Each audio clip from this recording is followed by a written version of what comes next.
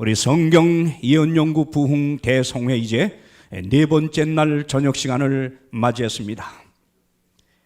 정말 제가 여러분과 이 매일 저녁 대하면서 이렇게 연일 계속되는 대예언 부흥 성회에 이처럼 만장을 이루시는 여러분을 뵈면서 제 자신이 굉장히 힘이 되고 용기를 받게 됩니다. 사실 우리가 이곳에서 배우는 말씀은 무슨 우리를 흥겹게 하는 어떤 웃기는 재밌는 얘기가 아니고 연예인들을 불러다는 한참 배꼽을 빼게 하는 간증도 아니고 또 병 고친다 무슨 표적과 기사를 행한다고 하는 그런 이상한 집회도 아닌 것입니다. 여긴 그저 하나님 말씀 속에 감추어지는 진리를 발견하기 위해서 말씀을 말씀으로 대조해가며 해석하는 말씀 그대로의 공부 시간입니다. 어쩌면 참 딱딱한 시간입니다.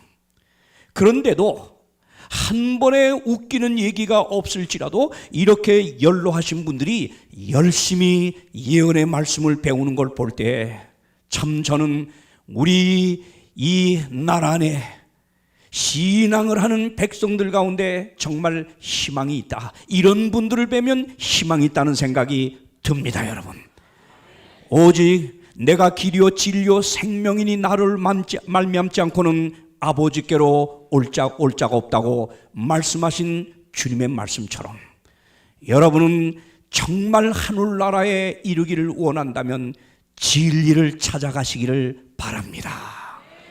잠시라도 우리를 흥분케 하는 그런 집회가 아니라 딱딱하지만 씹으면 우리 영적인 삶에 살이 되고 피가 되는 이 말씀을 통하여 여러분의 영혼들이 강건하게 되기를 간절히 바랍니다. 오늘 저녁은 요한계시록 13장을 내용으로 짐승의 표와 그 수 666에 관한 예언이라고 하는 말씀을 배우겠습니다. 많은 기독교인들이 가장 궁금하게 여기면서도 해답을 얻지 못하는 것이 바로 이 문제입니다. 오늘 여러분은 이 한 시간의 연구를 통해서 이 말씀 속에 감춰져 있는 진리의 보화를 분명히 발견하고 이 자리를 떠나가게 될 줄 믿습니다. 오늘 여러분이 이 말씀을 마치고 돌아갈 때는 깨달은 발견한 진리의 보화로 인해서 마음의 기쁨이 충만케 되기를 간절히 바랍니다. 짐승의 표와 그 수 666에 관한 예언. 마지막 때를 살아가는 현대인들은 왜 요한계시록을 연구해야만 될까요? 요한계시록을 연구해야 될 이유가 도대체 무엇일까요? 우린 요한계시록 1장과 마지막 장에서 이 질문에 대한 답을 얻을 수가 있습니다. 요한계시록 책 1장 펴자마자 3절에서 이 예언의 말씀을 읽는 자와 듣는 자들과 그 가운데 기록한 것을 지키는 자들이 다 같이 뭐가 있어요? 복이 있나니 때가 가까움이라. 여러분, 요한계시록은 펴자마자 1장에서 이 예언의 말씀을 읽고 듣고 지키는 자는 복이 있겠다고 하나님의 축복을 약속한 책입니다. 요한계시록의 기별을 마치는 마지막 장 22장 7절에서 다시 한번 보라, 내가 속히 이 책의 예언의 말씀을 다 같이 뭐하는 자가요? 지키는 자가 복이 있으리라. 자, 왜 요한계시록을 연구하는 것입니까? 요한계시록을 연구하는 자에게는 요한계시록 첫 장과 마지막 장에서 하나님의 축복이 약속되어 있다고 하는 것입니다. 하나님의 축복이 약속된 책 요한계시록. 이 요한계시록을 읽고 듣고 연구하여 지키는 자에게 복이 주어진다고 하는 그 복은 도대체 어떤 복을 말하는 것일까요? 이것은 요한계시록을 주신 목적을 기록한 요한 사도연의 말씀에서 우리 그 해답을 찾겠습니다. 자, 왜요? 다 같이 보겠습니다. 요한계시록 주신 목적에서 그 대답을 찾습니다. 계시록 1장 1절 다 같이 한번 읽을까요? 시작. 예수 그리스도의 계시라. 이는 하나님이 그에게 주사 반드시 속히 될 일 그 종들에게 보이시려고 그 천사를 그 종 요한에게 보내어 지시하신 것이라. 요한계시록을 읽고 듣고 연구하여 지키는 자에게 복이 있겠다. 무슨 복입니까? 반드시 속히 될 일을 알게 하시려고. 여러분, 요한계시록을 우리가 공부하면 이렇게 혼란한 때에 살아가는 저와 여러분이 이 세상에 앞으로 반드시 일어날 이 사건들을 알 수가 있단 말이에요. 알 수가 있단 말이에요. 이게 복이란 말입니다. 그러면 반드시 속히 될 일은 어떤 일을 말할까요? 어떤 일을 말할까요? 이 반드시 속히 될 일이란 뭐냐? 선과 악, 진리와 오류, 예수님과 사단 사이에 펼쳐지는 이 대쟁투의 장면을 요한계시록은 아주 입체적으로 보여주고 있습니다. 그러면서 이 사실을 보여주면서 선악의 대쟁투에서 악의 세력을 이끌 이 정체, 그의 활동 무대를 고스란히 계시하는 게 요한계시록입니다. 그래서 우리가 이렇게 계시하는 모든 선악의 장면을 보면서 미리 알고 악을 대처하도록 하나님 백성을 하나님께서 준비시키고자 계시록을 주셨습니다. 더 나아가서는 요한계시록에 계시된 하나님의 이 비밀을 미리 깨닫고 악에 대하여 대처할 뿐만 아니라 하나님의 진리의 굳건히 끝까지 우리가 변함없이 설 때 궁극적인 승리가 진리를 따라 사는 사람에게 있다는 걸 우리에게 깨우치기 위해서요. 그리고 어떤 어려움이 와도 진리를 따라 사는 사람이 흔들리지 아니하게 하기 위해서 주신 말씀이 바로 요한계시록이다. 아멘입니까? 자, 이쯤 되면 계시록을 연구하는 자에게 하나님이 약속한 축복의 의미를 이해하시겠습니까? 그런데 오늘 우리가 배우려고 하는 요한계시록 13장은 뭘 계시해 주는 책이냐? 이 세상 역사 마지막 때 최후의 선과 악, 예수님과 사단 사이에 펼쳐지는 대쟁투, 종교적 대쟁투가 예언되어 있습니다. 그런데 이 종교적 대쟁투, 선악의 마지막 대쟁투가 펼쳐질 때 악을 주도할 세력, 악을 이끌고 나갈 세력이 누구냐? 두 큰 종교적 정치적 세력이 이 악을 이끌고 주장할 것을 바로 요한계시록 13장이 우리에게 계시하고 있다는 것입니다. 여러분. 아하, 이 세상 역사 마지막 때 최후로 사단과 예수님 사이에 펼쳐지는 종교적 대쟁투의 장면에서 악을 이끌 세력을 우리에게 보여줘서 미리 준비하고 대처하기 위해서 계시록 13장을 줬는데 그 악의 세력, 종교적, 정치적 그 두 세력이 어떻게 예언되어 있느냐? 이렇게 예언됐어요. 두 마리의 짐승으로 예언되었습니다. 자, 어제 우리 다니엘 7장 배울 때 잘 배웠죠? 짐승은 뭘 상징한다? 뭘 상징한다? 크게 해보세요. 뭘 상징한다? 나라. 자, 그러면 오늘 여기 계시록 13장에 예언된 이 큰 놀라운 복합 짐승과 또 양처럼 올라오지만 용처럼 말할 이 두 짐승이 예언되어 있거든요. 이 두 짐승이 역사의 마지막 현장에서 선악의 대쟁투에서 악의 세력을 이끌고 나갈 사탄의 앞잡이가 될 세력임을 공개해 주고 있습니다. 자, 이제 한번 찾아봅시다. 개봉 박두입니다. 자, 누굴까요? 자, 보겠습니다. 먼저 짐승의 정체부터 계시록으로 살펴보겠습니다. 자, 첫째 짐승, 어떤 짐승이라고 보십시다. 1절부터 2절입니다. 자, 내가 시작. 내가 보니 바다에서 한 짐승이 나오는데 뿔이 열이요 머리가 일곱이라. 그 뿔에는 열 멸관이 있고 그 머리들에는 참남된 이름들이 있더라.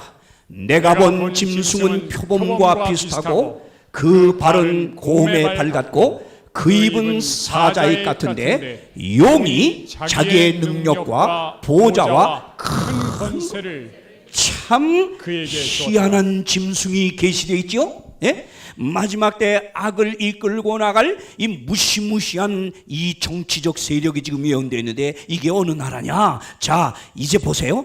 이 짐승이 어디서 나온다? 다 같이? 아, 바다에서. 그런데 뿔이 몇이에요? 열. 머리가 몇이에요? 그 뿔에 몇 면류관 있어요? 근데 이 머리에 참남된 이름들이 있는데 2절 이 짐승은 또 뭐와 같아? 뭐와 같아? 예, 표범 같아. 근데 발은 뭐 같아? 곰 같아. 입은 또 무슨 임 같아? 사자의. 그런데 이 짐승에게 용 사탄이 권세를 준답니다. 보통 세력이 아닙니다. 자, 그 다음에 또 하나의 짐승이 나옵니다. 계시록 13장 11절 내가 봄에 다 같이 시작. 내가 봄에 또 다른 짐승이 땅에서 올라오니 새끼양같이 두 뿔이 있고 뭐처럼 말하더라? 용처럼 말하더라. 네, 이번에는 땅에서 새끼양처럼 살그머니 올라왔는데 요게 뭐요? 마지막에 말은 뭐처럼 해요? 뭐처럼 해요? 용처럼. 자, 계시록 13장에 예언된 이 정치적 종교적 두 세력을 예언하는데 다 뭐와 관련이 있어요? 다 뭐와 관련이 있어요? 용이에요. 어제 배웠죠? 어린 양은 예수님을 상징하지만 용은 뭘 상징한다? 용, 사탄. 그런데 얼빠진 교인들이 용꾼 같다고 좋아하시는 분들 있는데 그게 말이 돼요? 말이 돼? 용꾼 같다고 좋은 건 그건 여러분 예수 믿는 사람이 할 소리가 아니에요. 할 소리가 아니에요. 용은 뭘 상징해요? 사탄, 마귀. 자, 그런데 이 마지막 선악의 대쟁터에서 악을 주도할 이 두 세력, 이 종교적, 정치적 두 세력은 다 용하고 사탄하고 관련이 있어요. 자, 여기까지 문제 없죠? 자, 그러면 이제 짐승으로 예언된 이 정체가 누구냐 이거예요? 누구냐 이거예요? 사랑의 듀엣 노래만 하지 말고 똑바로 배워요. 알았어요? 자, 보세요. 누군가요? 네, 이 세력을 이제 한번 짚어보겠습니다.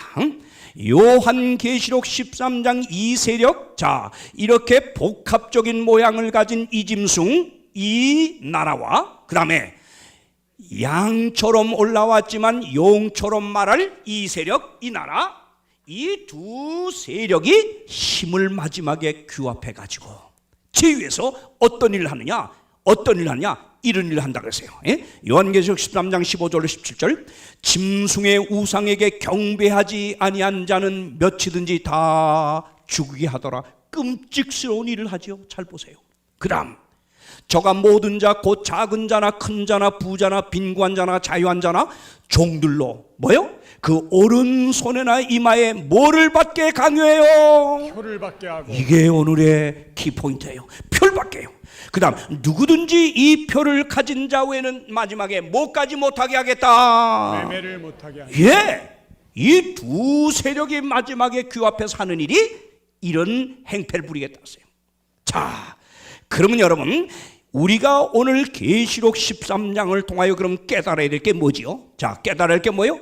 우선 두 짐승의 정체는 무엇이고 그 다음에 뭐예요? 짐승의 우상은 무엇이냐 이거예요. 그 다음에 짐승의 표와 그 이름의 수 다 같이 뭐예요? 666은 무엇이냐? 이걸 알아야 표를 안 받을 거 아닙니까? 맞습니까? 보겠습니다. 자, 그러면 주 짐승의 정체가 무엇인가? 짐승의 우상은 무엇인가? 그리고 짐승의 표와 이름의 수 666이 무엇인지를 이제 우리 모두 찾아 나서겠습니다. 자, 첫째 짐승을 이제 정체를 밝힙시다. 첫째 짐승의 정체. 다시 한번 제가 읽으면서 해석합니다. 잘 봐요. 어느 나라인가? 내가 보니 바다에서 한 짐승, 나라입니다. 짐승은 나라가 나오는데 뿔이 열입니다. 머리가 7이요. 그 뿔에는 열멸관이 있고 그 머리들에는 참남된 이름들이 있더라. 두 번째 2절, 내가 본 이 짐승은 다 같이 뭐와 비슷해요? 표범. 발은 뭘 같아요? 곰의 발. 또 그 입은 무슨 입 같아요? 사자의 입. 그런데 이 짐승에게 용 사탄이 권세를 줍니다.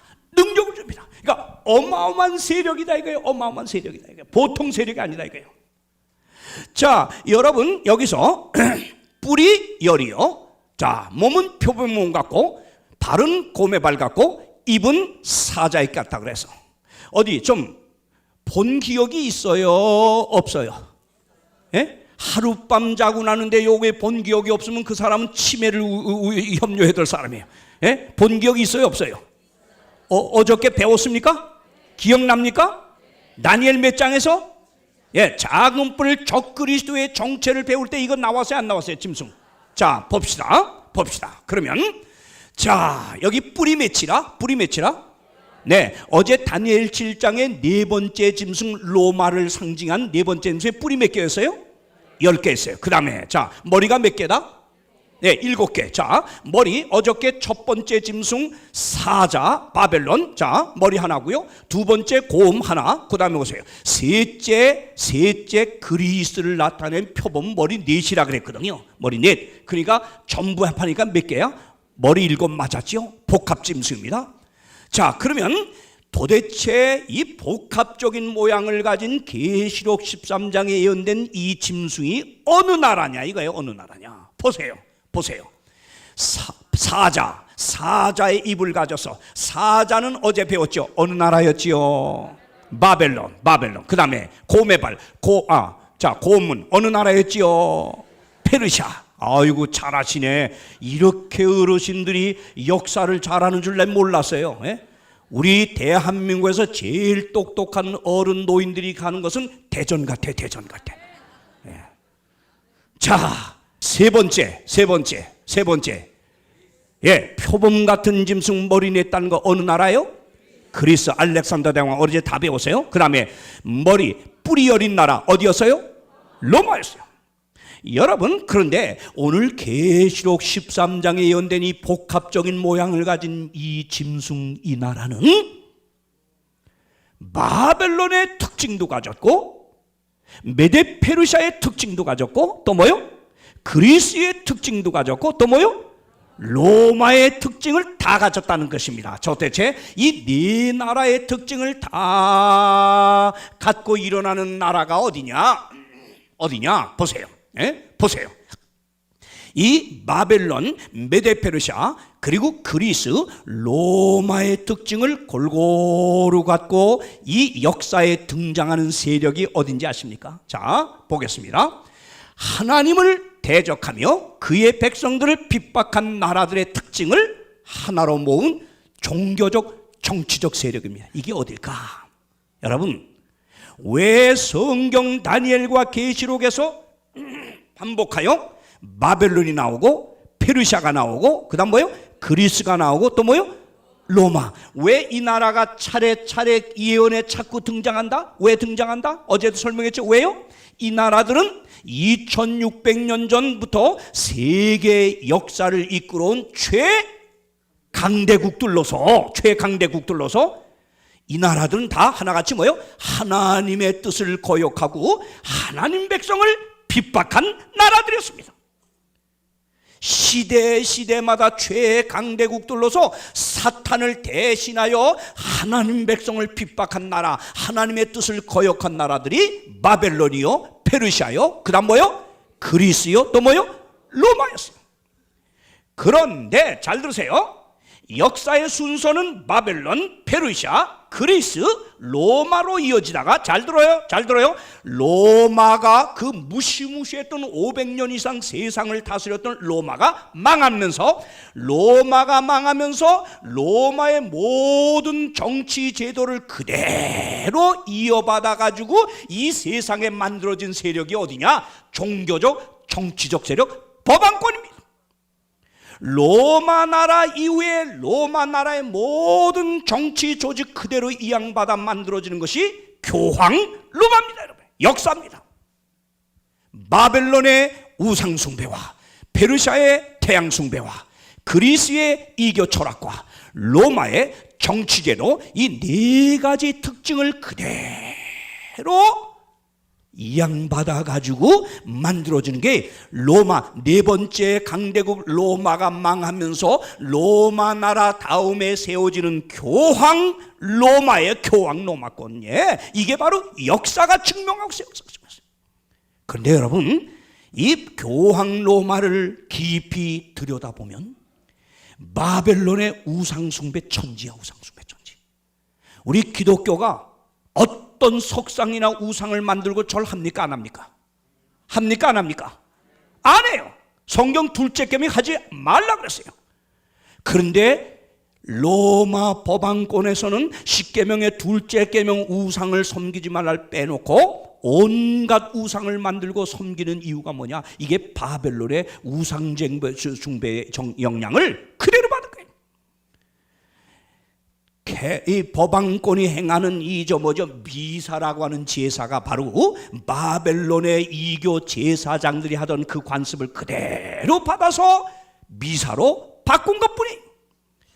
페르시아의 태양 숭배, 선데이, 일요일, 이 제도를 그대로 받아가지고 온 세상에 퍼뜨린 주인공이 바로 로마 교황권이에요. 어제 다 배웠어요.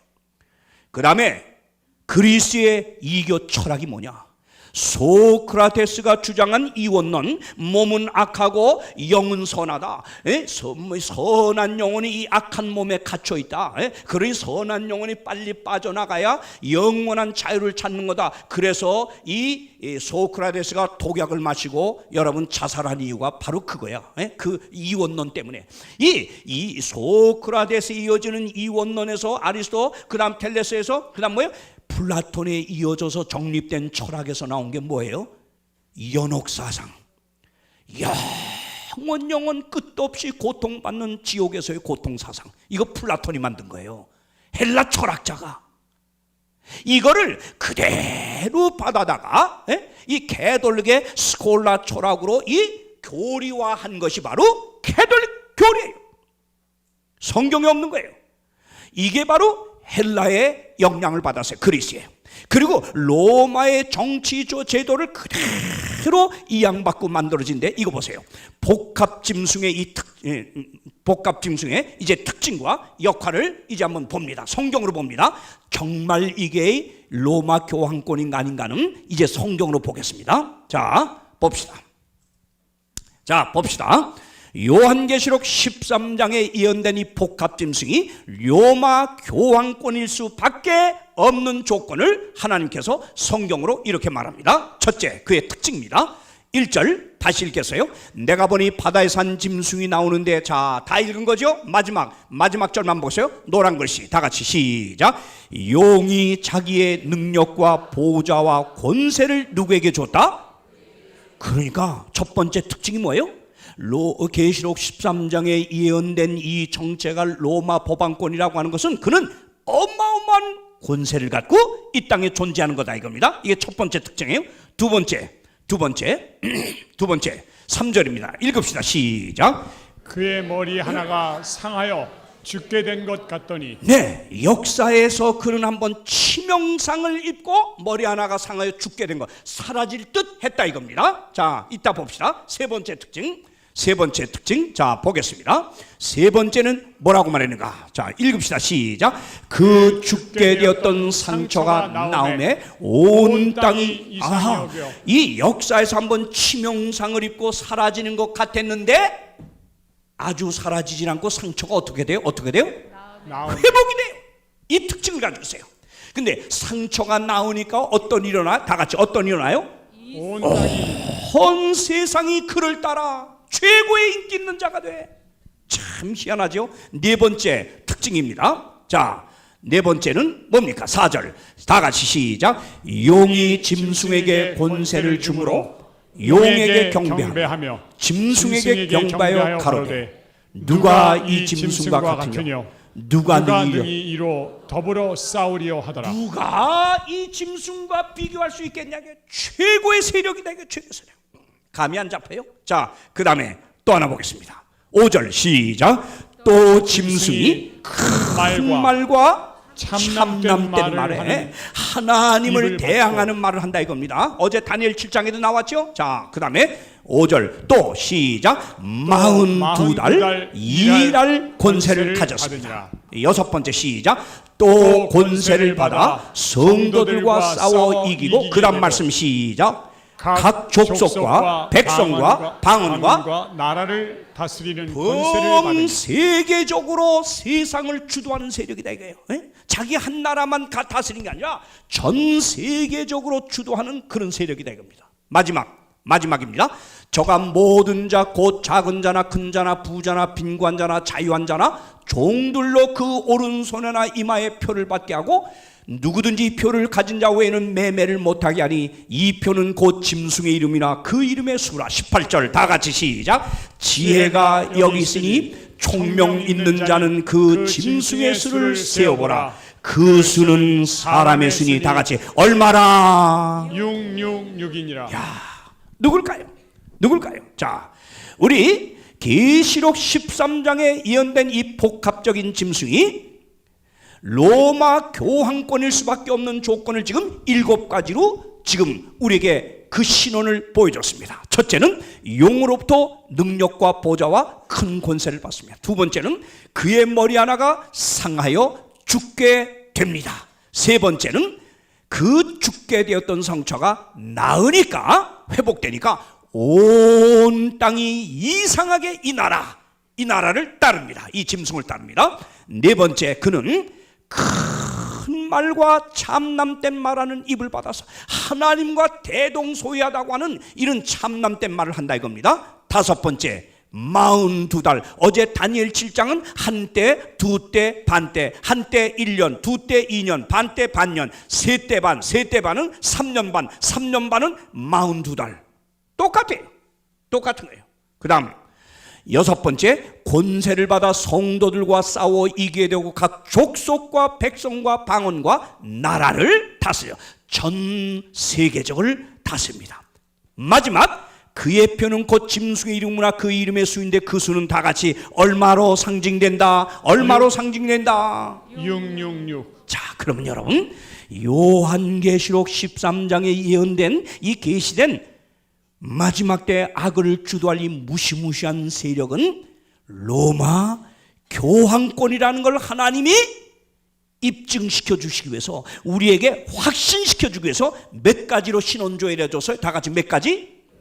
몇 가지? 7가지. 이 중에 하나만 그에게 해당이 안 돼도 안 됩니다. 7가지가 다 해당이 돼야 그가 진짜 뭐요? 짐승입니다. 아멘? 자, 이 세상에 홍명관의 아내가 하나일까요? 둘일까요? 셋일까요? 넷일까요? 하나? 어떻게 알아요, 여러분이? 하나 맞을까요?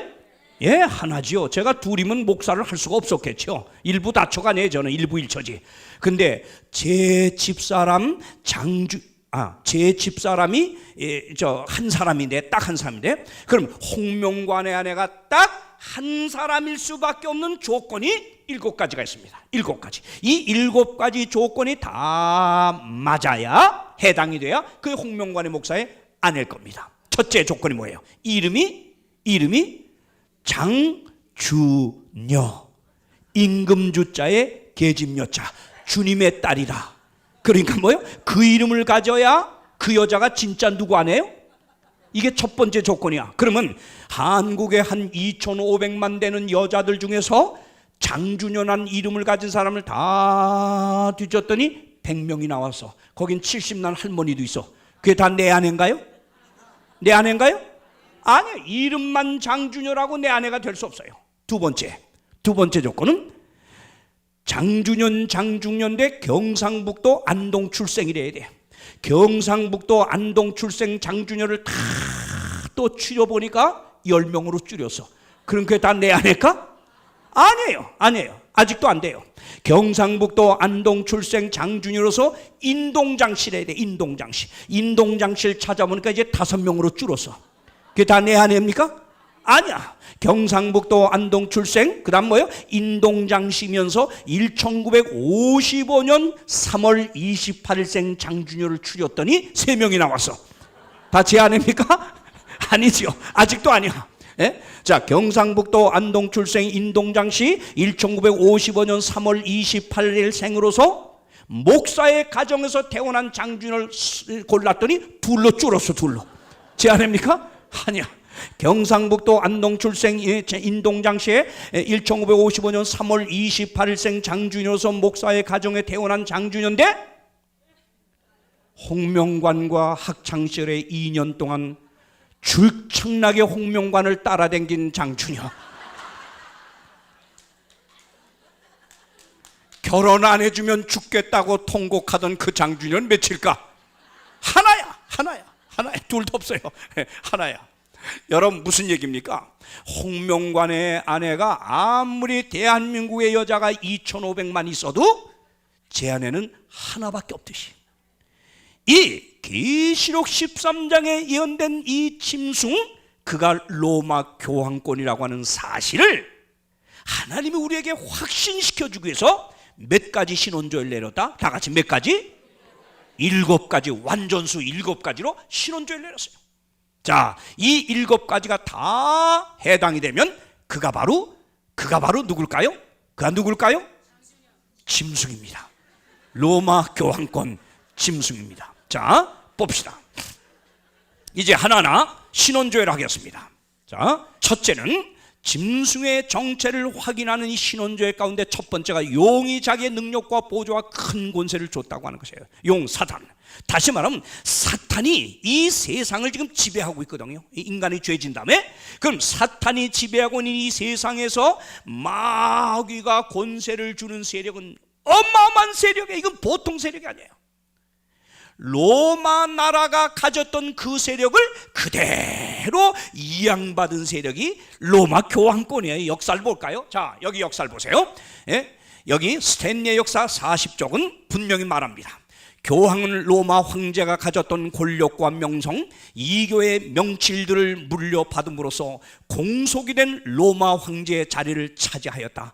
컨스탄틴은 로마 주교에게 모든 것을 넘겨주었다. 여러분, 로마 나라가 500여 년 동안 세계를 지배하며 가졌던 그 철권 통치가 무너졌을 때 그 모든 권세를 그대로 이양받은 게 로마 나라 황제의 모든 걸 이양받아 세워진 게 교황 로마임을 역사가 밝히고 있잖아요. 역사가 용으로부터 권세를 받습니다. 그래서 옛날 로마 제국의 저 행정 제도가 바로 이거예요. 백성, 지방총독, 각도총독, 제국총독, 원로원, 황제입니다. 근데 이것이 로마 교황권으로 바뀌면서 자, 제일 기초가 뭐예요? 평신도, 주교, 대주교, 주기용, 주기용의 교황. 그래서 옛날 이교 로마 황제에게 칭해지던 폰티펙스 막시마우스라고는 이교 대제사장의 이 칭호가 바로 교황에게도 그대로 쓰여졌다고 인간세계사 한국일보에서 로마 제국편 170쪽에서 분명히 밝히고 있어요. 두 번째입니다.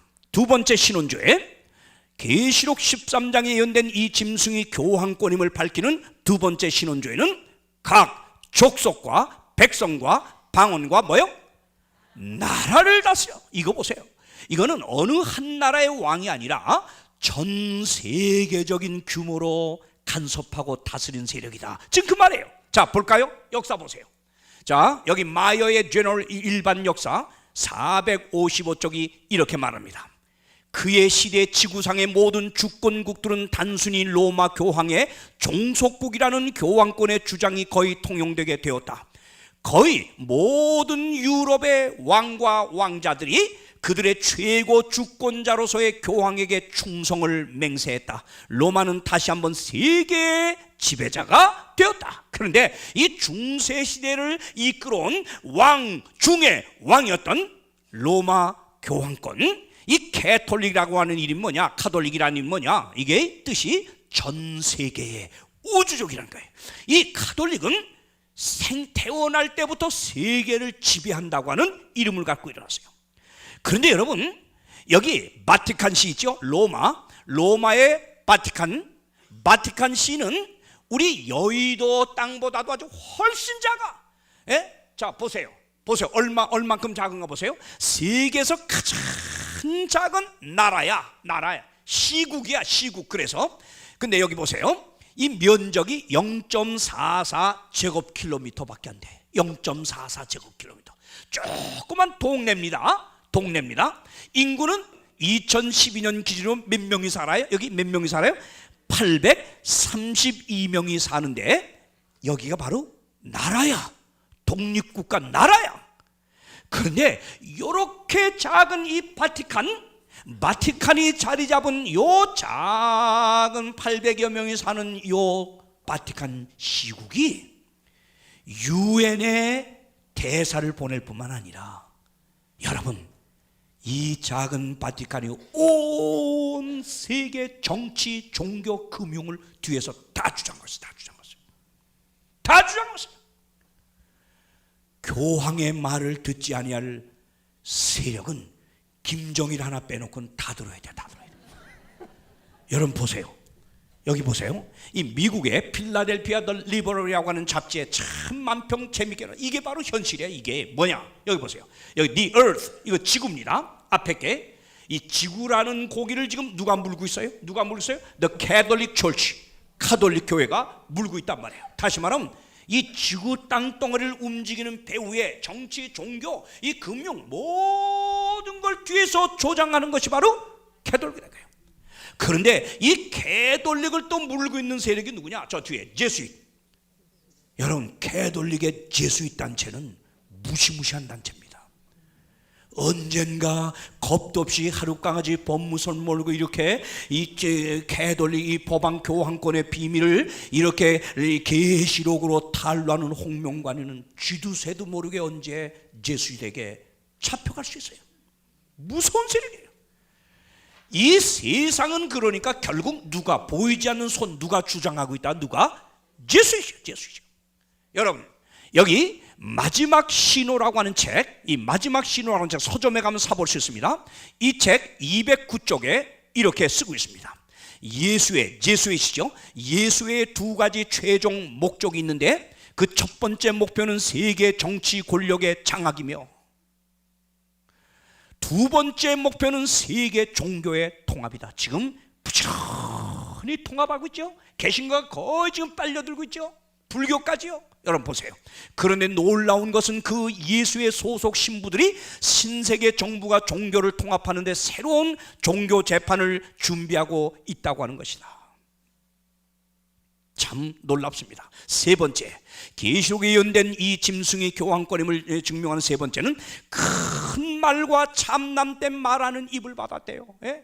뭐가 참남입니까? 뭐가? 자, 여기 요한복음 10장 33절에 참남은 이겁니다. 예? 내가 사람이 되어 자칭 하나님이라 하냐? 예수를 위해서 유대인들이 누구예요? 예수를 향해서 내가 사람이지 무슨 하나님이냐고 돌로 쳐 죽이려 하는데, 사람이 하나님 행세하면 이게 참남된 거야.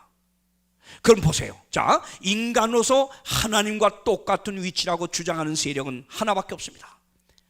캐톨릭의 페라리스의 교회 사전에 교황이라는 난에 뭐라고 가르쳐요? 교황은 지극히 숭엄하시고 높으신 분이시기 때문에 그는 단순한 인간이 아니라 하나님이며 하나님의 대리자이다. 자, 또 하나의 참남됨이 뭐예요? 이 사람이 어찌 이렇게 말하는가? 참남때도다. 뭐가 참남때요? 오직 하나님 한 분의 누가 능히 죄를 사하겠느냐. 마가복음 2장 7절. 여러분, 사람이 사람의 죄를 사할 권세가 있다고 말하면 이건 뭐다? 성경이 말씀하세요. 뭐다? 참남때다 그랬어요. 누가 이걸 주장하는가 보세요. 자, 여러분 디모데전서 2장 5절에는 우리 죄를 하나님 아버지 앞에 여러분 이 중간에서 중보하시면서 용서하실 분은 그리스도 한 분이라고 분명히 말했습니다. 그런데 예수 그리스도의 중보 사역을 무시해버리고 그 자리에 인간이 딱 서가지고 예수의 중보 사역을 갈취한 사람이 누구냐? 보세요. 여러분 판단하세요. 예? 여기 가톨릭 사제라고 하는 책 78, 79쪽은 이렇게 가르칩니다. 하늘이나 지구 어디든 네가 원하는 곳에서 찾아보라. 너는 죄인을 용서하고 죄인을 지옥의 사슬로부터 해방시킬 수 있는 단 하나의 피조물을 발견하게 될 것이다. 그 비범한 존재는 사제, 즉 천주교의 사제이다. 또 하나의 사제 존엄과 의무 12권 2쪽에서 이렇게 가르치겠습니다. 하나님 자신도 그분의 사제들이 심판 및 그들의 면죄를 거절하느냐 허락하느냐에 따라서 죄를 용서하느냐 안 하시나를 결정할 의무가 있으시다. 사제들의 판단이 우선하고 그 후에 누가 동의해요? 그러니까 용서를 사제가 하는 거고 하나님은 사제가 하면 동의할 뿐이에요. 이게 바로 고해성사예요. 그래서 휘장을 쳐놓고 그 앞에 가서 우리 하나님 앞에만 고해야 될 우리 비밀의 죄를 사람 앞에 한다. 이건 완전히 비성서적인 것입니다. 네 번째, 42달 일할 권세를 받았다고 계시록 13장 5절인데요. 자, 이것이 얼마나 로마 교황권의 여러분 역사에 적중하는가 보세요. 42달. 자, 보세요. 주후 538년에 미질리우스는 벨리사리우스 군의 보호 아래 교황, 전 세계 모든 교회의 머리라고 하는 이런 칙령과 함께 그가 교황의 자리에 앉습니다. 이게 기독교 역사 3권 327쪽에 나옵니다. 이때부터, 자 보세요, 이때부터 예언된 42달입니다. 그러면 42달, 예언적인 42달은 얼마를 말하느냐? 예언의 42달은, 자 보세요, 42달을 한 달이 30일로 합니다. 그럼 얼마죠? 1260일. 그런데 성경 1일을 1년으로, 예언적 1일은 1년으로 하라 그랬어요. 에스겔 4장 6절, 내가 네게 40일로 정하였나니 1일이 몇 년이라? 민수기 13장 34절도 40일의 하루를 몇 년으로 환산하라? 그러면 42달 곱하기 한 달이 30일이니까 1261인데 예언적 1일은 1년으로 하랬으니까 몇 년이 되죠? 1260년이 됩니다. 그러면 538년에 전 세계를 주장하는 이 로마 감독이 교황의 자리에 앉은 때부터 42달, 한때, 두때, 반때, 42달의 예언적 기간이 마칠 때가 언제입니까? 538년 시작한 때부터 1260년을 더하면 다 같이 몇 년에 끝나요? 1798년에 정확하게 로마 교황이 끝납니다. 이거 보세요. 역사. 자, 보세요. 1798년에 교황 비오 6세가 말렌스로 유배당하는데 누구에게 당하느냐? 잘 보세요. 자, 누구에게 당하는가? 보세요. 1798년 로마에서의 한 불란서인 사례는 불란서인들에게 영혼의 도시 로마를 정복하고 교황의 세속적 권력에 종지부를 찍을 구실을 마련해 주었다. 늙은 교황은 발렌스로 당하였다. 교회의 적들은 기뻐하였다. 그들은 마지막 통치가 끝났다고 선언했다. 1798년에 교황 비오 6세가 나폴레옹 휘하였던 몰티오 장군에게 잡혀가며 끝났어요. 이것을 가톨릭 신문 2007년 6월 3일자에서 이렇게 가톨릭이 인정했어요. 1798년 로마가 점령되고 나머지 교황령도 양도됐으며 비오 6세는 프랑스로 끌려가 세상을 떠났다. 분명히 로마 천주교가 1798년에 큰 상처를 입겠다는 예언처럼 끝났어요. 일단 끝났어요. 보세요. 그런데 오늘 예언은 뭐죠? 완전히 지구 역사에 사라지는 게 아니고 이 상하였던 머리가 어떻게 되겠다? 예, 어떻게 해요? 죽게 된 것 같더니 잘 보세요. 이제 교황이 몰락인데요. 자, 중세기를 장악해온 교황권은 16세기 종교개혁으로 일단 도전을 당합니다. 독일의 경건운동, 영국의 청교도운동, 미국의 독립과 함께 약화됩니다. 1789년 불란서 대혁명으로 유럽에서 치명상을 입고 98년 불란서 혁명정부 몰티오 장군에게 피우스 6세가 체포되어 잡혀갑니다. 이게 바로 메르티오 몰티오 장군이고요. 이게 바로 누구예요? 교황 피우스 6세입니다. 이렇게 해서 로마 천주교회로 이언된 짐승이 죽게 된 것 같더니 그 말이에요. 갔더니 그다음 예언이 요게 더 정확해. 갔더니 시작. 그 죽게 된 상처가 뭐하매? 나음에. 여러분 성경 예언 똑바로 보세요. 상처가 어떻게 되겠다? 나음에. 나으니까 어떻게 되겠다? 온 땅이 이상히 여겨 짐승을 따르고. 여러분 역사에서 1798년에 비오 6세가 잡혀가 완전히 끝나는 것 같았던 이 천주교가 되살아납니다. 자, 이게 언제 되살아나요?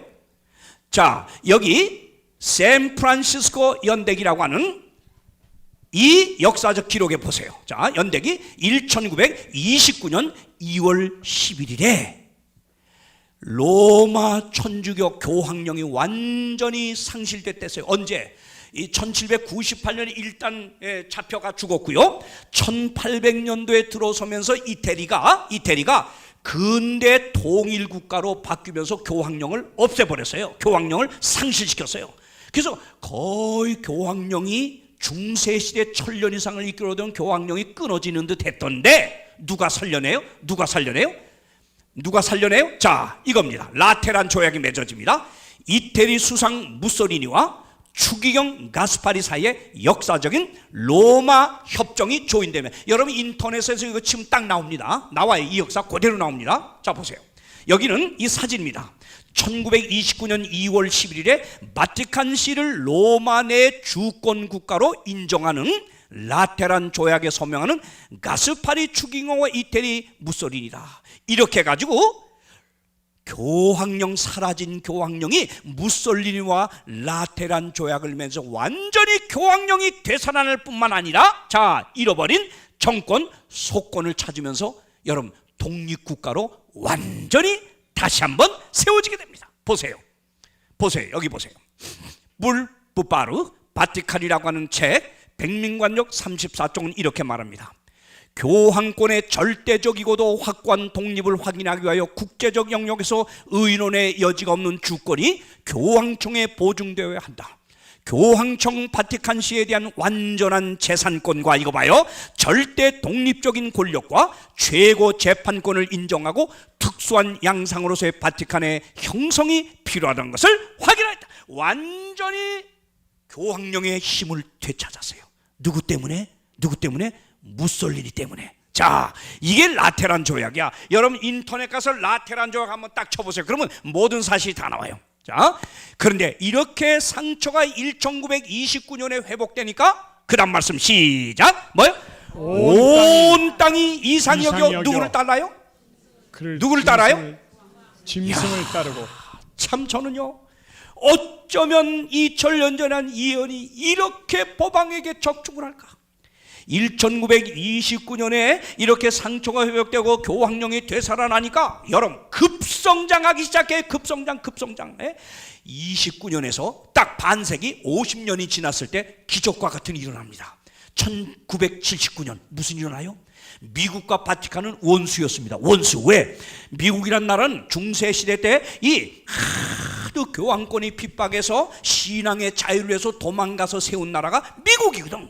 그래서 교황은 미국에 발도 디디지 못한다는 게 미국의 현실이었어요. 근데 이렇게 바뀌었어요.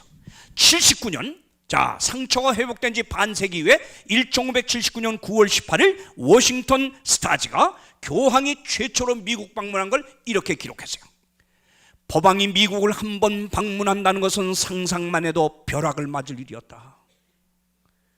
그러나 이제 역사상 최초의 폴란드인 법왕 요한 바오로 2세가 그의 놀라운 선거를 치른 지 1년 후에 온 세계 하늘에 빛나는 별로서 만 7일간을 우리와 함께 지내겠다는 약속 아래 우리 미국에 오게 되었다. 정치가들은 다투어 그를 맞을 준비를 하고 있다. 6개 도시의 시장들은 그들의 도시의 업무를 실제적으로 중단하고 법왕을 맞을 행사를 열렬하게 준비하였다. 이건 완전히 이변이었어요. 이러면서 법왕 요한 바오로스의 그때부터 남미로 아프리카로 온 세계 우리 대한민국까지 오면서 최고의 인기 있는 자로 부상하기 시작합니다.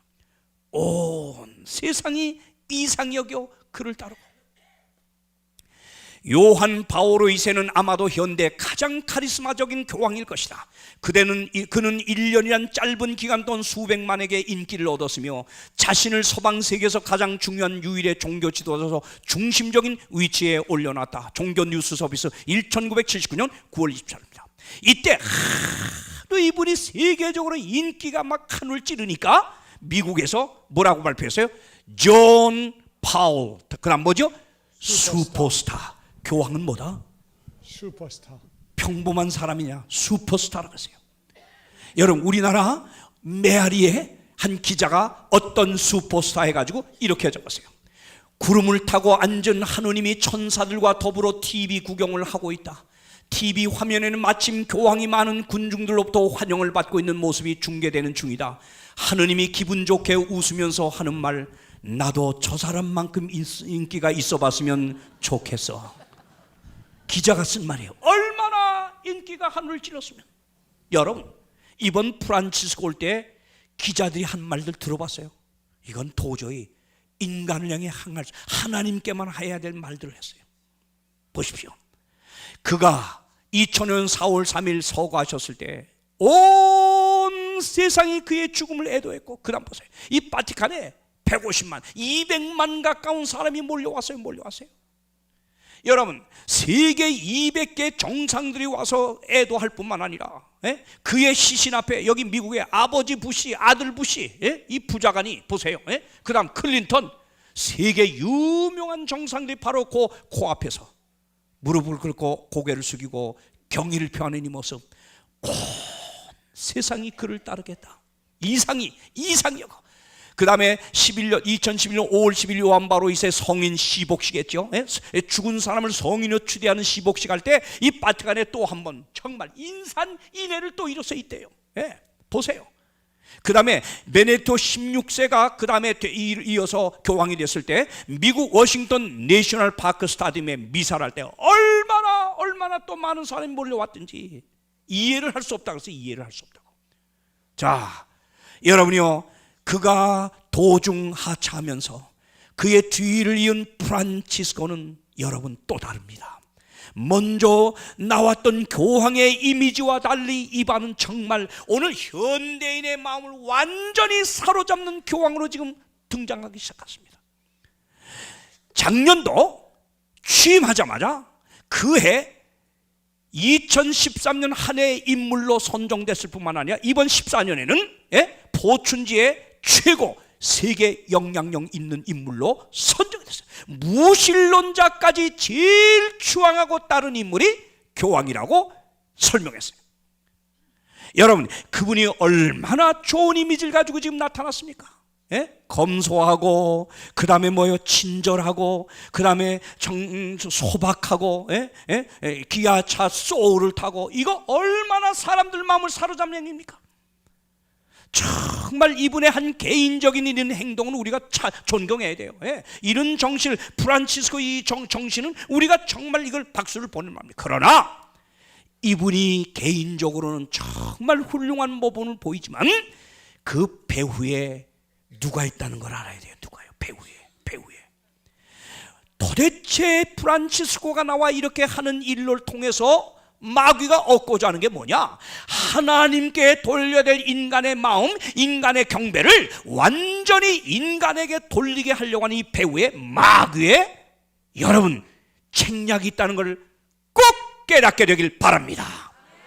그래서 그가요 이렇게 나타났는데, 이 보세요. 죽게 되었던 상처가 나오며 온 땅이 고단 말씀 다 같이 시작. 이상히 여겨. 다 같이 뭐요? 이상히 여겨. 이게 정상이 아니다 이거예요. 성경이 지금 뭐예요? 이상하다. 이거 왜 이렇게 따른지 이상하다 이 말이에요. 정상이 아니다.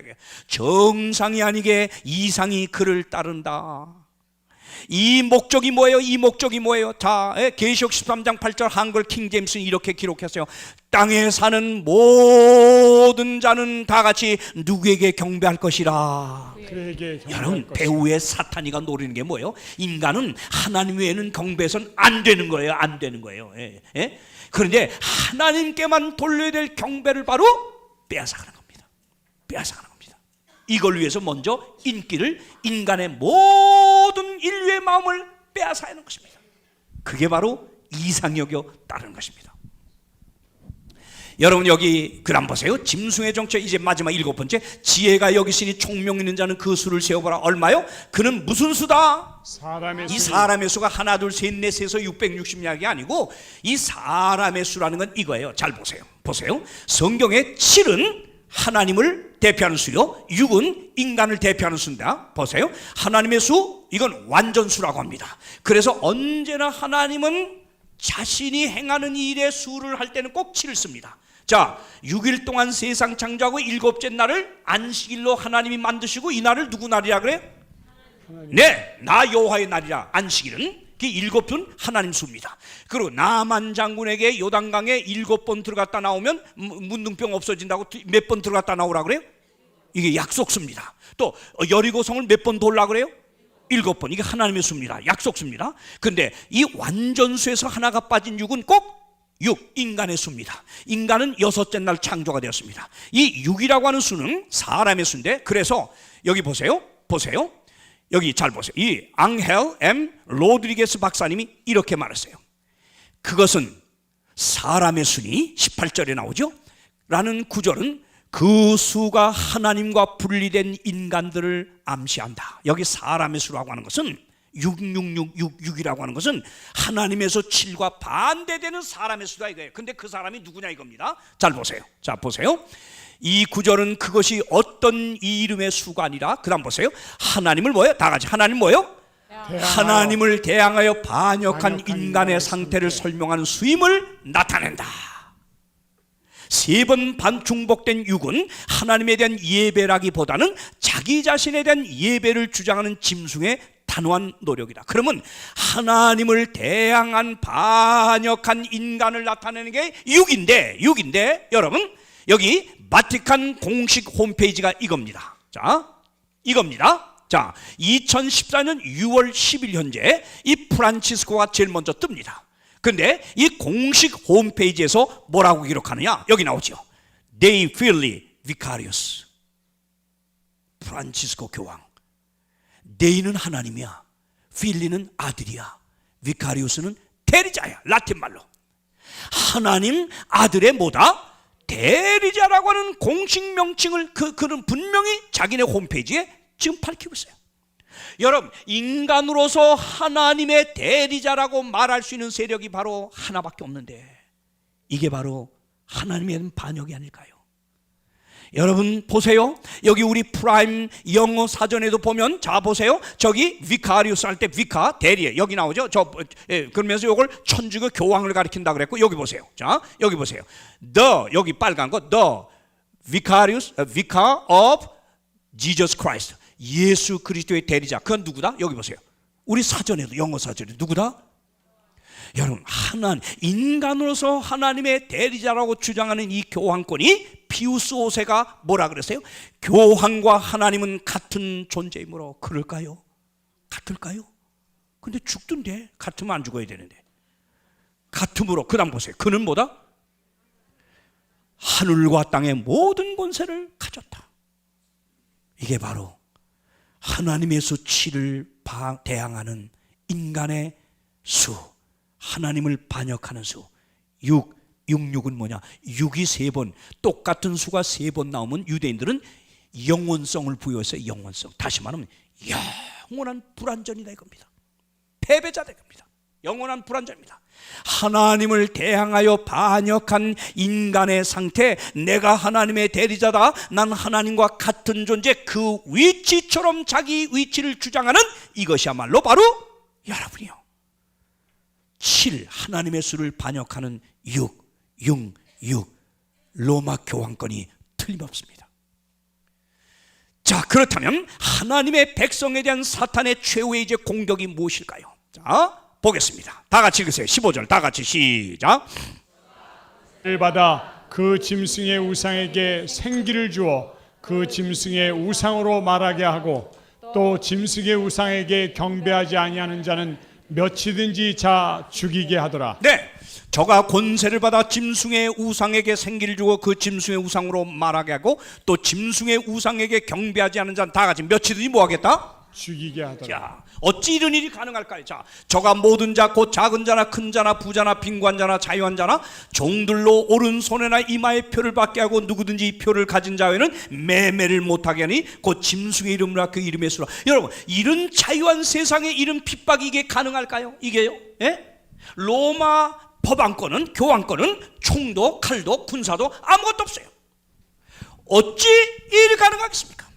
로마 교황권의 힘으로는 절대 어떤 종교적인 탄압할 힘이 없습니다.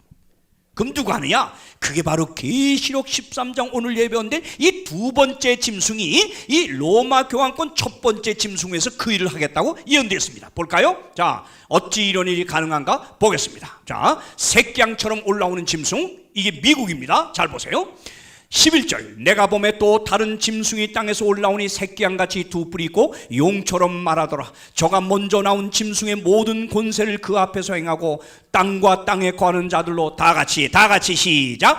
처음 짐승에게 경배하게 하니 곧 죽게 되었던 상처가 나. 이거 봐요. 처음 짐승 죽게 되었던 상처가 나온 로마 교황권을 위하여 모든 세상 사람들로 하여금 그에게 경배하도록 앞장서서 일할 세력이 새끼양. 미국은 한적한 정말 아무도 알려지지 않던 땅, 바다의 상대적 개념인 이 땅은 아주 한적한 이런 곳에서 올라온 미국은 왜 양으로 표현되냐? 미국은 일어날 때부터 뭐요? 종교 자유, 신교 정신을 갖고 그리스도의 정신을 갖고 세워진 나라예요. 그런데 이 그리스도의 정신을 갖고 세운 나라의 뿌리 둘이다. 미국의 뿔, 힘의 상징이 뭐냐? 헌법 1조 뭐예요?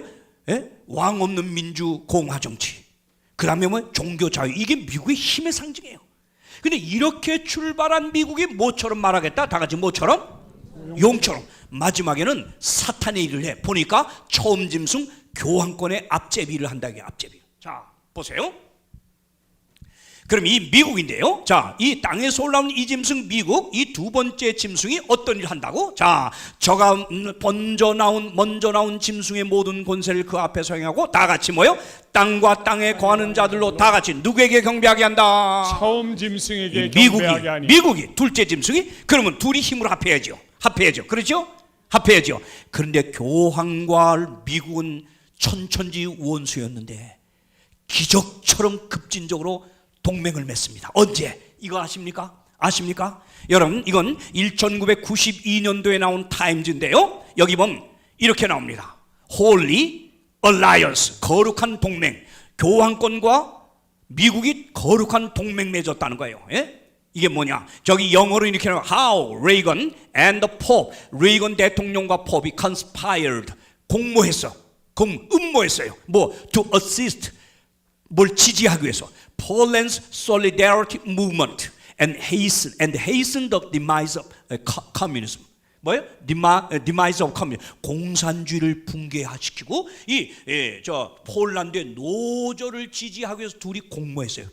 둘이 뭐예요? 비밀리에 음모했어요. 자, 이것이 1992년에 밝혀졌는데 이 음모한 이 기사가 이때 밝혀졌는데 10년 전에 이미 음모한 게 밝혀졌어요. 10년 전에 82년에 둘이 이 두 사이가 The Holy Alliance, 거룩한 동맹을 맺어 공산주의 붕괴시키자 이거예요. 성공했나요? 했나요? 폴란드 공산주의를 무너뜨리자 막 도미노 현상으로 쫙쫙쫙쫙 말이에요. 최고 강국했던 소련, 미국과 세력 겨루던 소련까지 다 무너졌어요.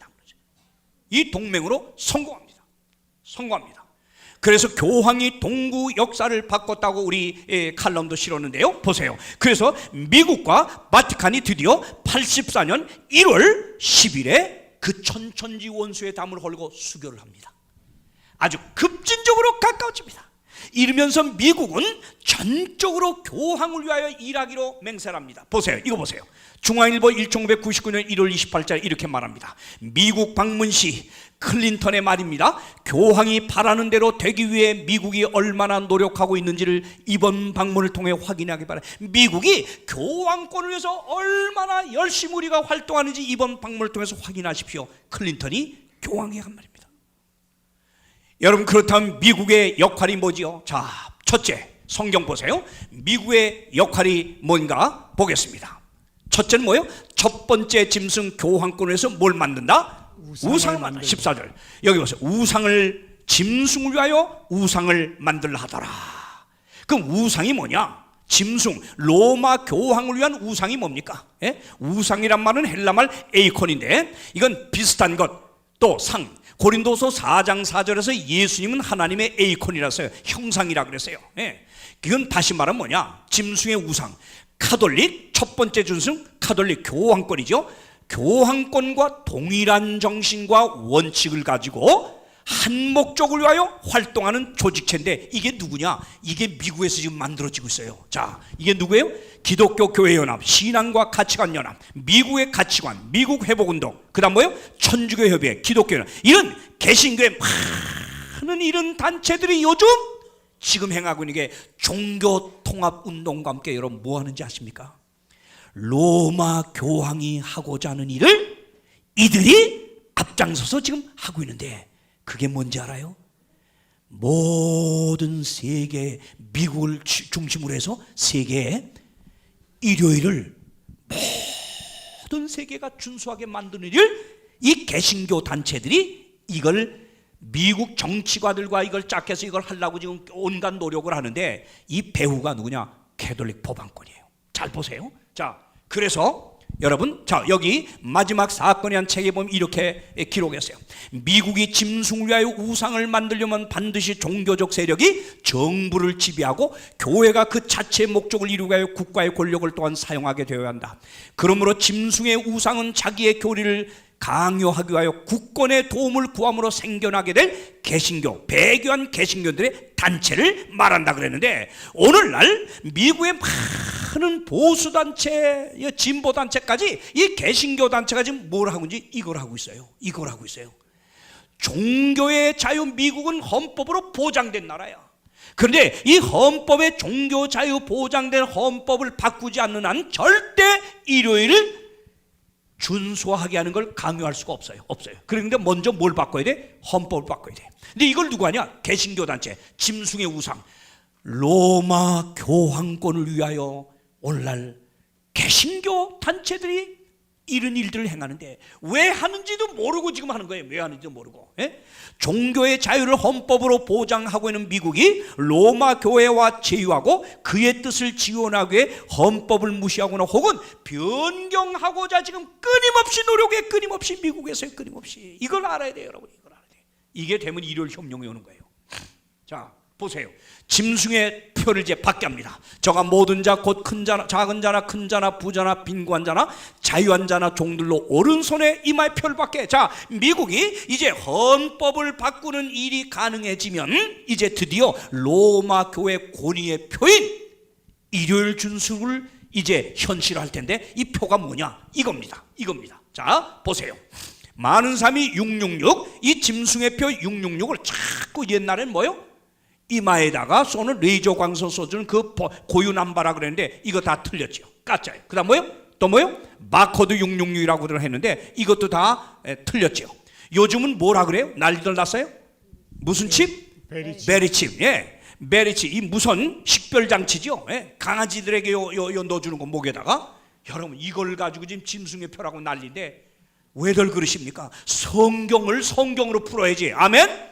그럼 성경이 말하는 짐승의 표, 이거 보세요. 성경이 말하는 짐승의 표, 짐승의 표를 이해하기 위한 기초 상식입니다.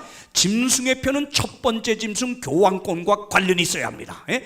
메리칩은 교황권하고 상관없어. 두 번째 짐승 미국의 주요 역할은 모든 사람들이 첫 번째 짐승 교황권에게 경배하게 하는 겁니다. 메리칩이 경배받겠대요? 천만의 말씀. 아니에요.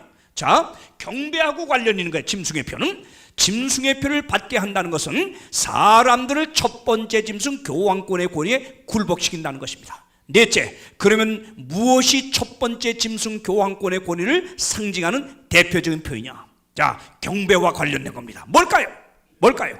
그리고 어떤 방법으로 온 세상의 교황권의 권세에 굴복하게 될 것입니까? 틀림없이 짐승의 표, 즉 로마 교회 권위의 표는요, 여러분, 경배와 관련돼서 경배입니다. 짐승의 우상에 경배하지 않는 자 며칠 중이다. 이게 짐승의 표는 경배와 관련돼서요. 자, 그럼 경배와 관련된 로마 교회 권위의 표가 뭘까요? 짐승 교황권의 권위를 대표적인 표입니다. 여기 천주교 주장을 보세요. 교황은 때를 변기하고 법을 폐기하고 모든 것을, 심지어는 그리스도의 교훈까지도 삭제할 권세가 있다. 자, 신부 서한집 잘 보세요. 성경은 안식일을 기억하여 거룩히 지키라고 말한다. 그러나 천주교회는 말한다. 뭐요? 아니다. 나는 나의 신성한 권에서 안식일을 폐하며 주일의 첫날을 거룩하게 지킬 것을 명한다. 보라, 전 문명 세계가 거룩한 천주교의 명령을 공손히 굴복하여 복종한다. 여기 H.F. 토마스 기본스 추기경에 여기 보세요.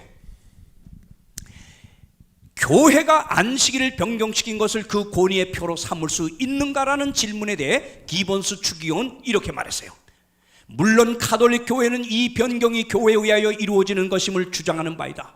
그리고 이 행위는 종교적 사물에 있어서 가톨릭 교회의 권위의 표이다. 여러분이요, 분명히 성경은 제7일 안식일이 창조주 하나님만을 경배하라고 가르치는 계명임을 가르쳐주는데, 로마 교회 권위로 변경시킨 주일은 로마 천주교의 법안권이 분명히 주장하는 우리 교황권의 권위다. 온 문명 생계가 이렇게 꼼짝없이 따라가는 일요일, 이게 우리 교회의 권위다 이거예요. 분명히 하나님께 대한 경배냐, 아니면 로마 교회의 교황권의 권위로 만들어진 이 일요일을 따라 인간의 권위에 경배하냐, 이 경배 싸움이에요. 지금 이 경배 싸움, 이게 잘 보세요. 자, 주일을 지키냐, 짐승의 표를 받게 한다는 것은 일요일 준수를 앞으로 법률로 이걸 강요할 것입니다. 그래서 미국 헌법을 바꾸려고 지금 개신교 단체들이 그렇게 노력하고 있는 것입니다. 보세요. 자, 이미 1999년 7월 사도 목회 서신에서 요한 바오로 2세가 분명히 말했어요. 일요일 외에 다른 어떤 날을 준수하는 자들에 대해 관용할 수 없다. 우리는 성일인 일요일을 어기는 자들에 대해 관용할 수 없다. 그러한 자들은 법정의 절차를 통해 양심의 자유를 발휘하지 못하도록 사법적인 형벌을 받게 될 것이다. 분명해지죠? 이게 로마 천주교의 속셈이에요. 사랑하는 여러분, 베네디토 16세가 유엔에서 설교할 때 2008년 4월 18일 이렇게 말했습니다. 천주교는 윤리와 도덕의 범준에서 국제법이 허락하는 것에 따라 공헌하고 있으며 법을 정의하고 청원하는 일을 하고 있다. 우리는 지금 소수의 독립적인 무리들이 세계를 위협하고 있는 시대에 살고 있다. 이 문제와 싸울 수 있는 유일한 길은 일요일 법령을 제정하고 국제사회가 이 법령을 지키도록 명령하는 길밖에 없다. 그렇게 함으로써만이 우리는 세상에서 평화와 정의를 일요일 주일을 다 지키게 만드는 것만이 평화를 위한 길이다. 이거예요. 짐승의 표는 모든 사람에게 강용된다고 계시록 13장 16절에 말했습니다. 그 다음에 오른손이나 이마에 표를 받게 하겠다. 오른손은 상징이에요. 이건 다 상징입니다. 행동, 이마는 생각입니다. 오른손에 받는다고 하는 상징적 의미는 일요일 강제 휴업법을 마음으로는 인정하지 않지만 강요에 의해 그 법을 따르는 사람들을 가리킵니다. 이마에 받는 것은 일요일 강제 휴업법을 정신적으로 동의할 뿐만 아니라 교황권에 충성하며 경배하는 사람들이 이마에 받는다고 하는 뜻입니다. 드디어 불순종하는 자에게는 죽음과 매매 금지 조치가 내려질 거라고 계시록 13장 15절 17절에 분명히 말씀하고 있습니다.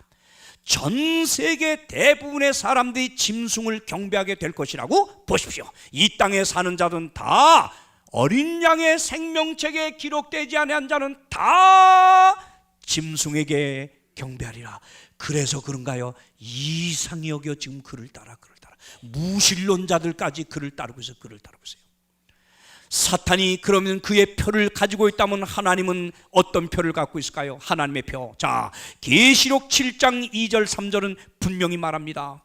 또 봄에 다른 천사가 살아계신 하나님의 인을 가지고 해 돋는 데로부터 올라와서 땅과 바다를 해롭게 할 권세를 얻은 네 천사를 향하여 큰 소리로 외쳐 가로되, 다 같이 그 다음 시작. 우리 하나님의 종들의 이마에 뭐를 쳐요? 마귀 사탄도 교황권도 이마에 표를 치겠는데 하나님은 인을 친다고 했습니다. 그럼 하나님의 인이 뭘까요? 분명히 성경 출애굽 31장 13절은 너는 안식일 이스라엘 자손에게 고하여 이르기를 너희는 나의 안식일을 지키라.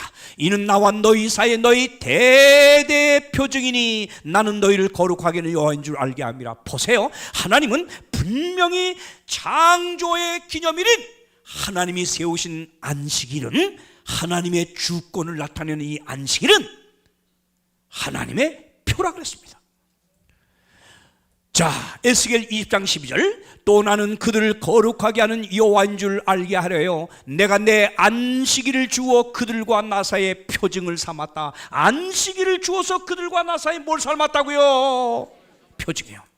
과연 안식일 계명 가운데 하나님의 인의 증거가 있을까요? 여러분, 인이 뭡니까? 자, 인이 뭡니까?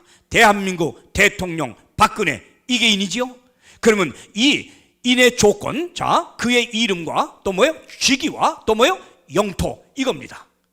그러면 이 세 가지를 다 갖춘 게 인인데, 이 세 가지를 다 갖춘 게 어디 나옵니까? 안식일 계명 보세요. 자, 하나님의 이름 여호와 하나님 나옵니다. 그의 영토는 하늘과 땅과 바다와 그 가운데 모든 겁니다. 직위는 뭐예요? 직위는 뭐예요? 다 같이 그가 이 모든 걸 만든 창조라는 겁니다.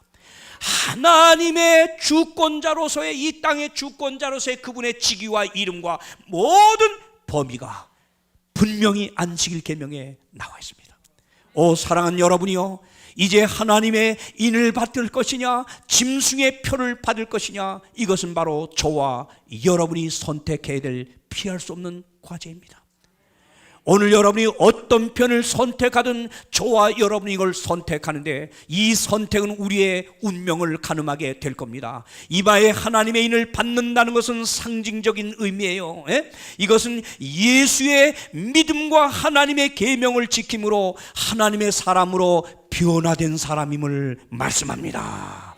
오 사랑하는 여러분, 짐승의 표를 이마에 받는 사람들은 짐승의 사상, 즉 인본주의 정신, 바벨론 정신에 그대로 남아있는 변화되지 않은 사람이 바로 짐승의 표를 받는 사람들입니다. 여러분이요, 이것이 바로 외적으로 드러나는 표시가 뭐냐?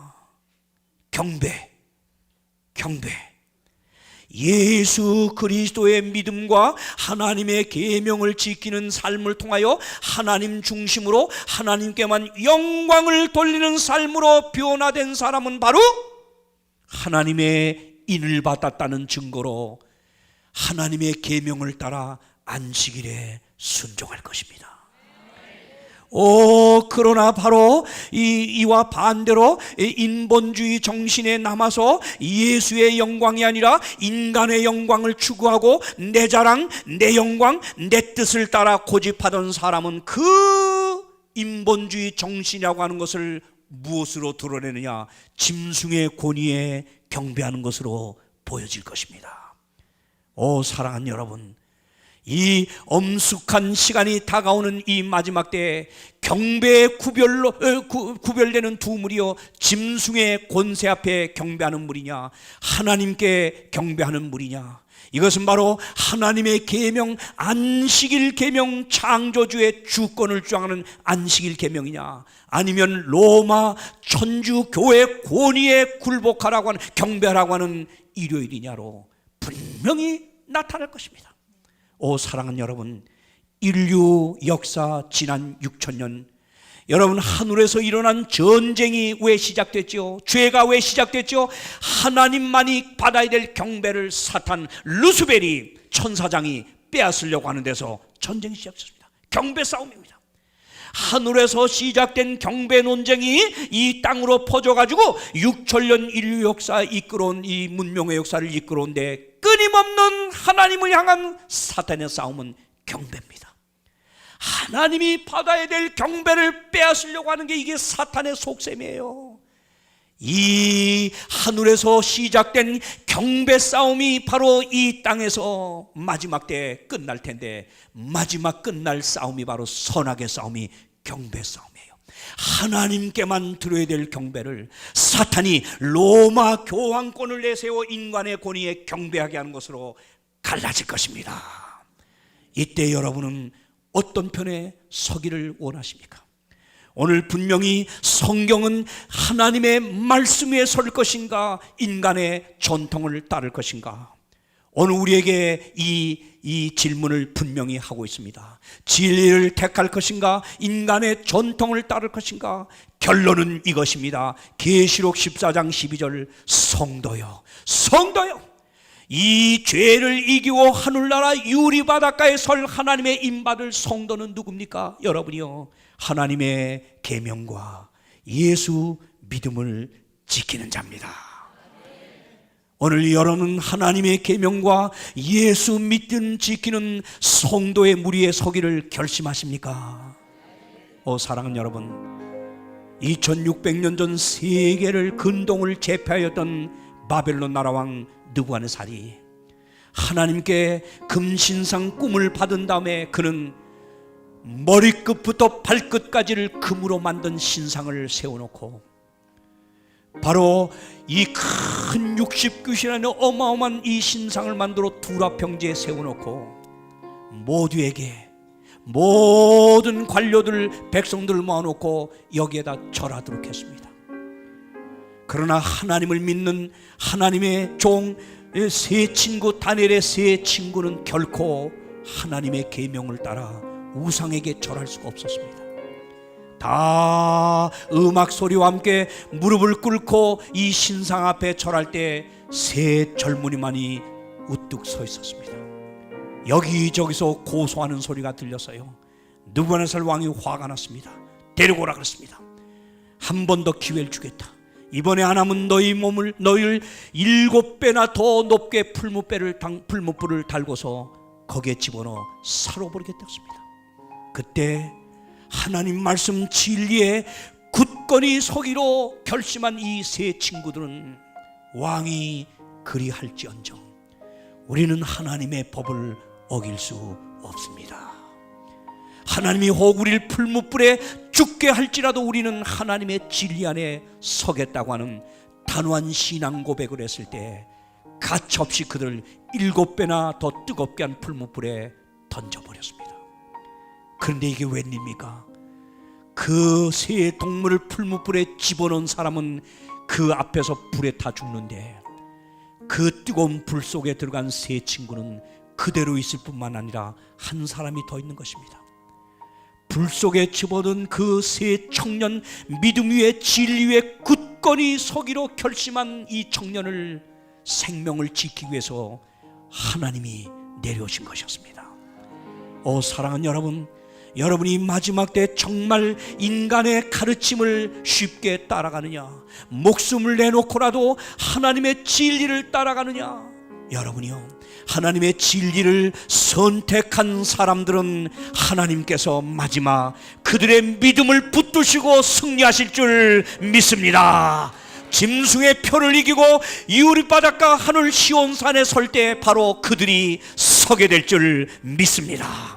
오늘 이 놀라운 하나님의 약속, 짐승의 수와 그 표를 이긴 자를 하늘 시온산에 서게 하겠다는 약속이 오늘 이 기별을 들은 여러분 모두에게 이루어지게 되기를 간절히 바랍니다.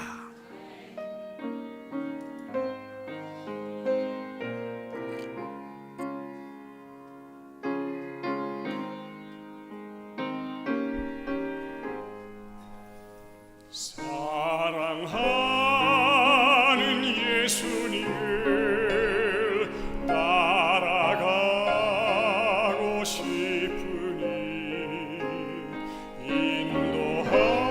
인도하여 주옵소서.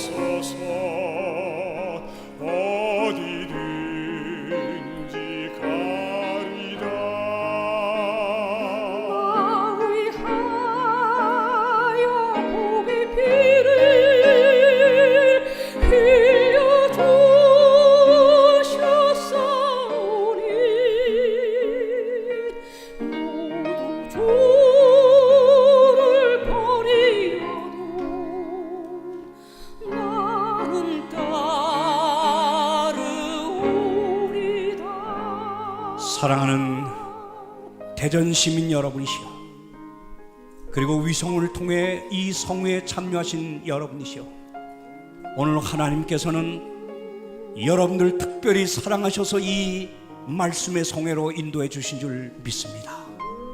이제 역사의 밤은 깊어 이제 거의 종말을 고하는 이때에 머지않아 요한계시록 13장의 예언을 따라서 선하게 무서운 대쟁투가 전개될 것입니다. 바로 반드시 속히 될 이 일을 들으신 여러분은 오늘 그때를 위해서 오늘 진리편에 굳건히 서기만 한다고 하면 하나님은 저와 여러분의 편이 되어 주실 줄 믿습니다. 우리 오늘 영생을 위한 나의 선택 1번을 봐주십시오. 1번입니다.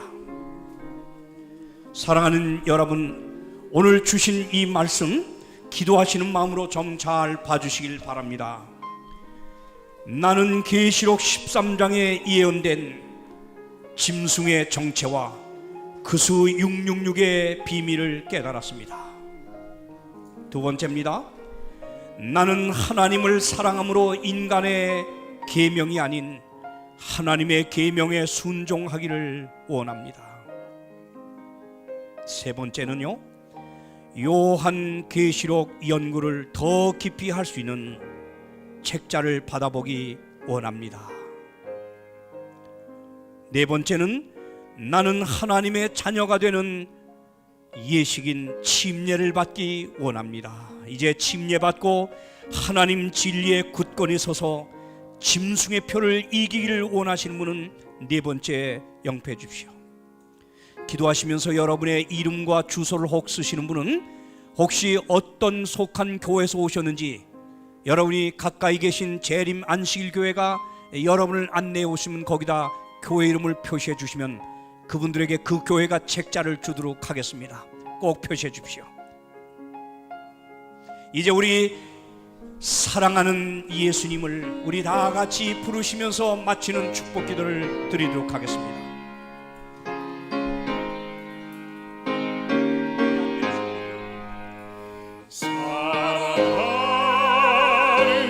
예수님을 따라가고 싶으니 인도하여 주옵소서. 안내하신 분들은 다 앞으로 거두시길 바랍니다.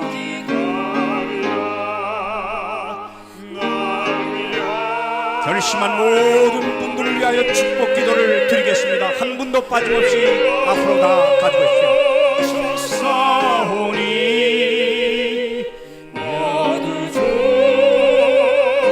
우리 안내하시는 분들 앞으로 속히 가지고 오십시오. 날 위하여 복의 피를, 날 위하여 복의 피를 흘려 주셨사오니 모두 죄를 버리려고 나는 따르오리라.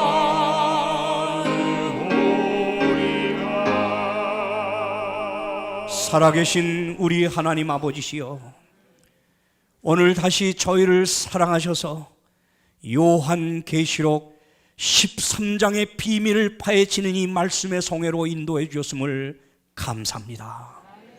오늘 저희는 이 예언의 말씀을 깨닫고 이제 짐승의 표가 강요되는 그때에 하나님의 진리에 굳건히 서고자 결심을 합니다. 우리가 결심하였기에 하나님 앞에 우리의 결심을 이름을 적어 드렸사오니 아버지여, 우리의 연약한 결심을 지켜 주시옵소서. 그리고 우리의 결심을 축복하여 주시옵소서. 오늘 이름을 적어드린 아들과 따님, 이 모든 분들 하늘 생명책에 기록하시사 생명책에 기록된 자 외에는 모두가 짐승에게 경배할 때 우리는 예외가 되게 하여 주시옵소서. 그래서 결국은 짐승의 표를 이기고 그 수를 이기고 하늘 유리바닷가에 서는 하나님의 인을 받은 승리한 무리로 서게 하여 주시옵소서. 오늘 돌아가는 모든 발걸음을 지켜주고 축복하시며 내일 이 자리에 또 우리 모두를 인도해 주시옵소서. 예수님의 이름으로 기도하옵나이다. 아멘.